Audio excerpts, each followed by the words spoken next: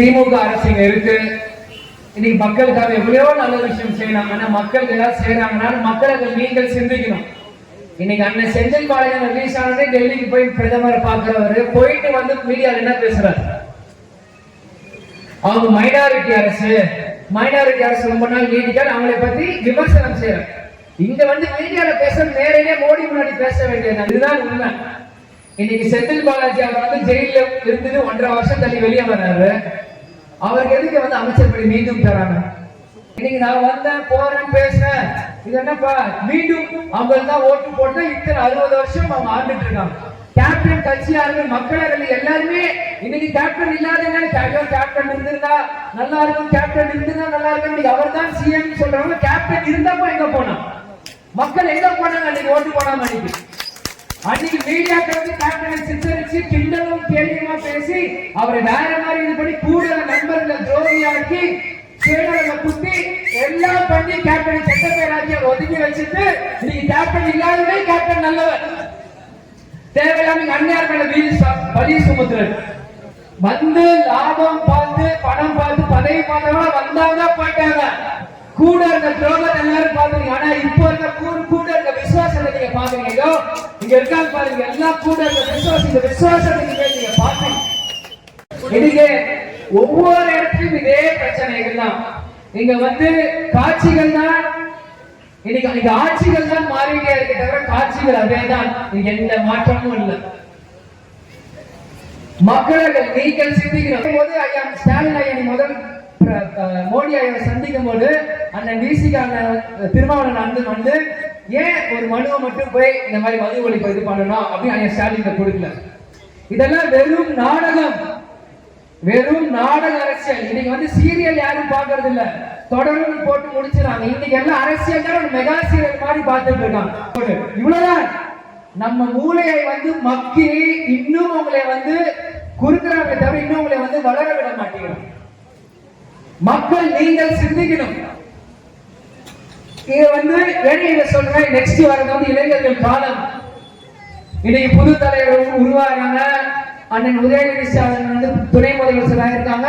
சந்தோஷம். ஏன்னா இன்னைக்கு இருக்கிறவங்க பழமையானவர்கள் எல்லாம் வந்து இளைஞர்கள் வழிவிடுறாங்க. சந்தோஷம். ஆனா சிந்திக்கணும். எந்த இளைஞர் மக்கள் ஓட்டு போடணும், எந்த இளைஞர் மக்கள் பக்கம் நிக்கணும், நீங்க சிந்திக்கணும். இன்னைக்கு அண்ணன் உதயநிதி ஸ்டாலின் வந்து துணை முதல்வர் ஆயிருக்காருன்னா வாழ்த்துக்கள். ஆனா அண்ணன் எப்படி ஆயிருக்காரு? அண்ணன் ஒன்னும் சாதாரணமான அவர் அண்ணனோட தாத்தா 6 வாட்டி சிஎம் இருந்தவரு. அவங்க அப்பா இப்ப கரண்ட் முதல்வரா இருந்தாரு. இன்னைக்கு அவர் அப்பா துணை முதல்வர் அவங்க அப்பா இருக்கும் போது இருந்தாரு. இன்னைக்கு ஸ்டாலின் அண்ணன் முதல்வரா இருக்கும் போது அவர் மகன் துணை முதல்ல இருக்கிறது. இது வந்து கலைஞர் ஐயா போட்ட ஃபார்முலா. அதே ஃபார்முலா ஸ்டாலின் அண்ணன் பாக்குறாங்க, நாளைக்கு உதயநிதி பார்ப்பாங்க.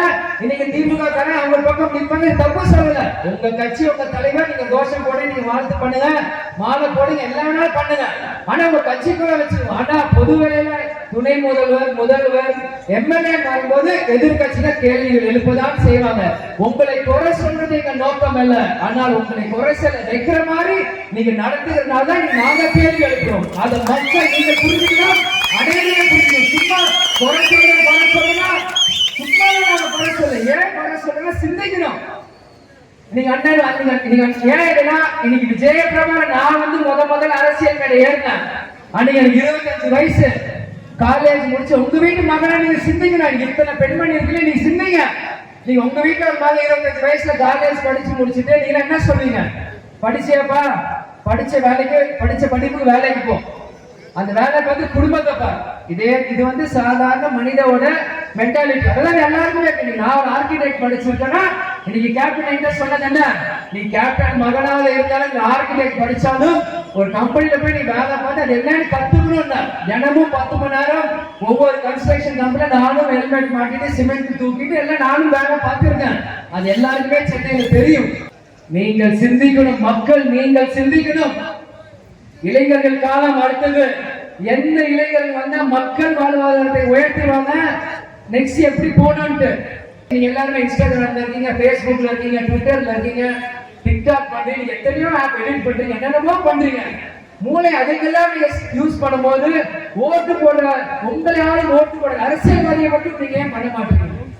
நீங்க எல்லா கையிலும் போன் இருக்கு. நீங்க எல்லாருமே டைப் பண்ணா அந்த Facebook ஃபீல்ட்ல வரப்போகுது. நீங்கள் சிந்திக்கணும், நெக்ஸ்ட் உங்கள் தலைவர் யார்? இனி 60 வருஷம் இந்த நாடு நாசமா போயிடுச்சு, அடுத்து வரும் காலத்தில் இந்த நாட்டுக்கு எப்படி நல்வழி செய்யணும் அப்படின்னு நீங்க சிந்திக்கணும் இந்த நேரத்தில்.